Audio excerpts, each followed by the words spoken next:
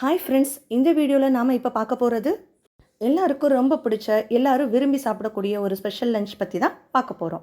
வாங்க வீடியோக்குள்ளே போகலாம். இப்போ நம்ம தேவையான பொருளெல்லாம் எடுத்துக்கலாம். 3 வெங்காயம், 2 தக்காளி, 4 பச்சை மிளகாய் இதெல்லாம் நல்லா கட் பண்ணி எடுத்துட்டு கூட ஒரு கைப்பிடி புதினாவையும் எடுத்து வச்சுக்கிறோம். இதுக்கப்புறம் மசாலா பொருளான பட்டை, 2 கிராம்பு, 2 பிரிஞ்சி இலை, அன்னாச்சி பூ இதையெல்லாம் எடுத்து வச்சுட்டு குக்கரில் 4 ஸ்பூன் நெய் போட்டுட்டு நெய் நல்லா சூடானதுக்கப்புறமா நம்ம எடுத்து வச்சுருக்கிற மசாலா பொருள் எல்லாத்தையுமே அதில் போட போகிறோம். அதெல்லாம் போட்டதுக்கப்புறமா நாம் கட் பண்ணி வச்சுருக்கிற வெங்காயம், பச்சை மிளகாய் இதையெல்லாம் போட்டு நல்லா வதக்க போகிறோம்.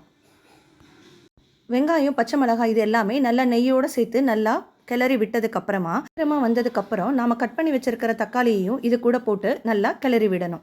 தக்காளி நல்லா வதங்கினதுக்கப்புறமா நம்ம கட் பண்ணி வச்சுருக்கிற சிக்கனையும் இது கூட போட்டு நல்லா கிளறிட்டு இஞ்சி பூண்டு பேஸ்ட்டையும் இது கூட போட்டு வடை போனதுக்கப்புறமா நாம் ஏற்கனவே எடுத்து வச்சுருக்கிற ஒரு கைப்பிடி புதினாவையும் இது கூட போட்டு நல்லா ஒன்றா எல்லாம் சேர்த்து கிளறி விடுறோம்.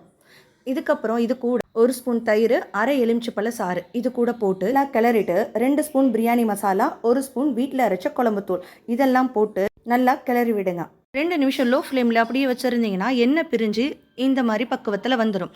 இதுக்கப்புறமா நாம் தேவையான அளவு தண்ணியை இது கூட ஊற்றி மிக்ஸ் பண்ணிக்கிறோம். 6 பேர் சாப்பிட்றதுக்காக 2.5 டம்ளர் பொன்னி பச்சை அரிசியை 10 நிமிஷம் ஊற வச்சு எடுத்துக்கிட்டு 1 டம்ளர் அரிசிக்கு 5 டம்ளர் தண்ணிங்கிற அளவில் எடுத்துக்கிறோம்.